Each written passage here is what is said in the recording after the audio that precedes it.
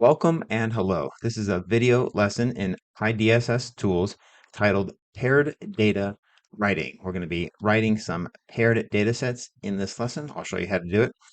Let's go ahead and get started. On the screen here is the PyDssTools documentation. I'll leave a link to this page in the video description. And to find the paired data, come over here to Topics, click on Topics, and then down here, third one down, Paired Data. We're going to be working with examples 5, 6, and 7. So let's click on 5. That takes us right down here to writing a paired data set using a paired data container. Now, this is the only example I was actually able to get working. So I'll demonstrate how I got a paired data set to write to my DSS file using the paired data container. And then for examples 6 and 7, I didn't have as much luck, but I'll go ahead and point out some of my thoughts once we get there. All right, so let's get started. What you see on the screen is an example. I'm going to use some of my own example numbers, but before that, what we have already existing is a DSS file. It's in the same directory as the Python script that I'm going to be writing and running inside project. These were the two things that we read in our previous lesson, lesson 7, where we were reading paired data sets.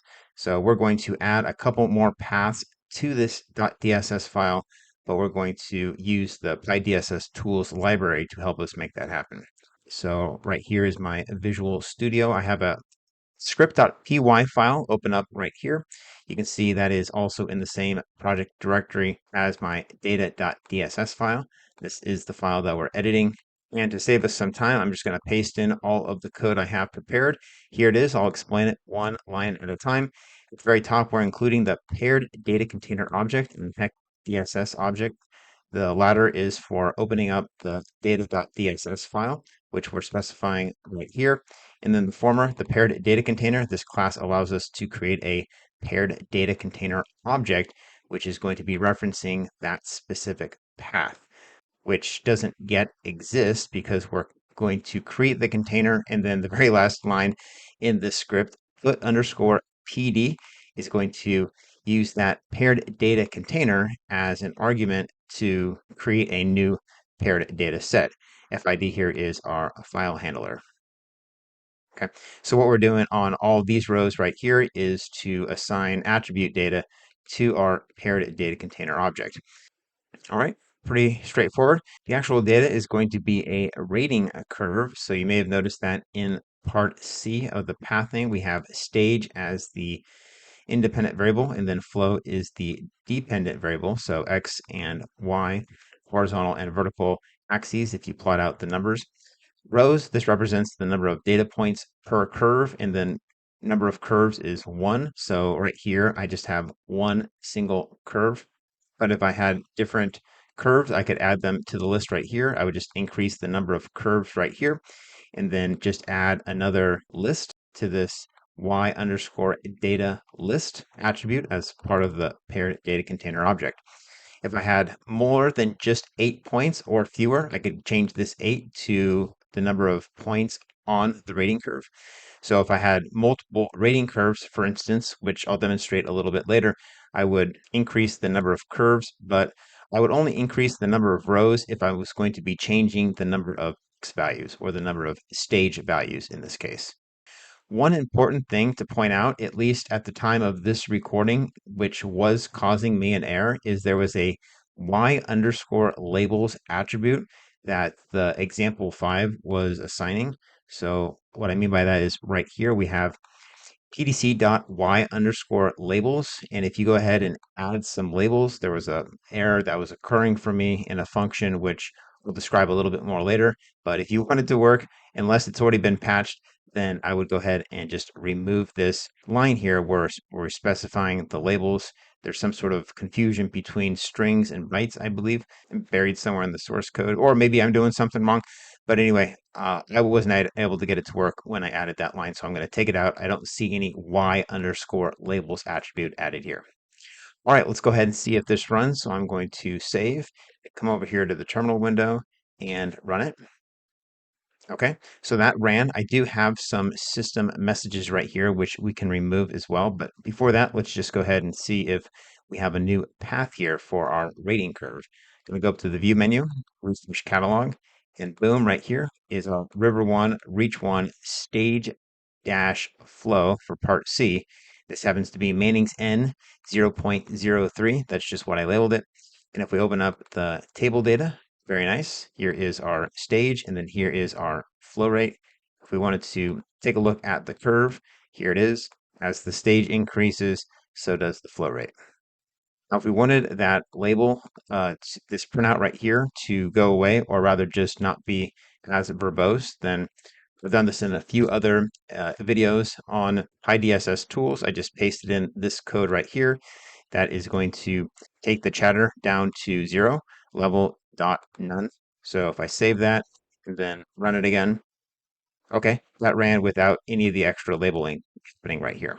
Say, for instance, we have multiple rating curves that share the same x values. So when I say x values, in this case, that refers to the stages from 10 feet up to 17 feet. Right now, I'm just using a Manning's N of 0.03. Say, for instance, we had data for different Manning's N's that would refer to multiple curves within the same paired data set.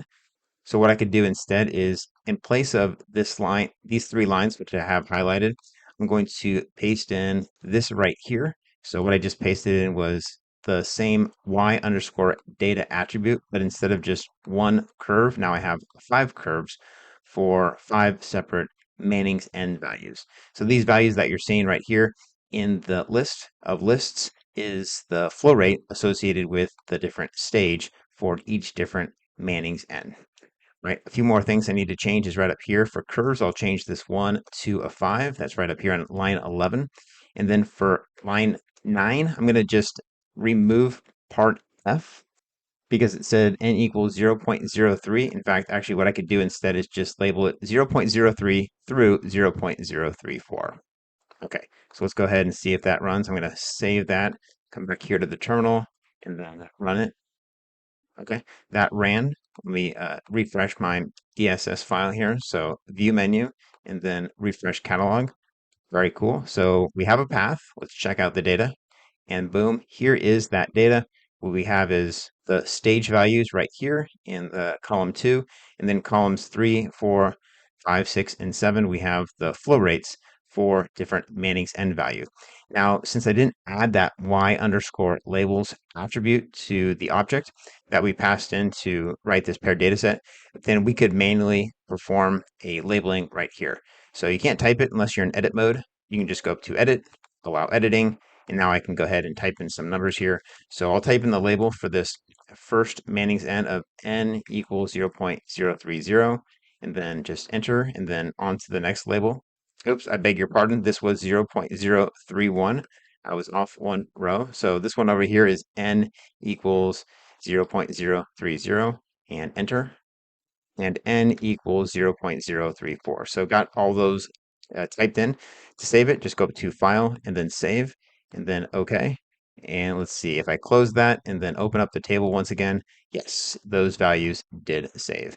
So that's helpful. So for instance, if we were going to plot the data, now we have those different Manning's N's listed right here. These Manning's N values are very close to each other. That's why we have to zoom in quite a ways before we see any deviation between them, which is what we're observing right here. All right, as for example 6 in the documentation, what it's telling us to do is write a paired data set using a pandas data frame and named arguments. So what it's doing is it's importing the pandas library, creating a panda data frame right here, and then referencing the data.dss file, or in this case, output.dss file, and then passing in the path name, the data frame data, and then some of the labels right here.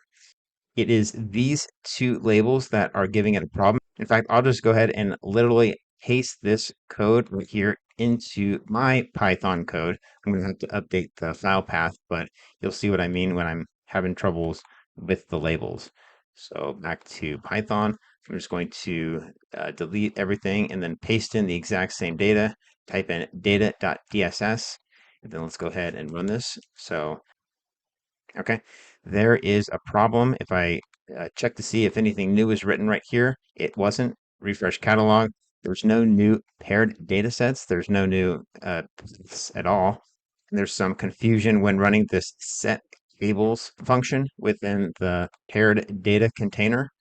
The label byte string right here is the problem line, and my AI is telling me you just need to add a B right here. This is on line 451 of the paired underscore data.pyx file in the source code. So I'll go ahead and leave some information about that in the description of this video.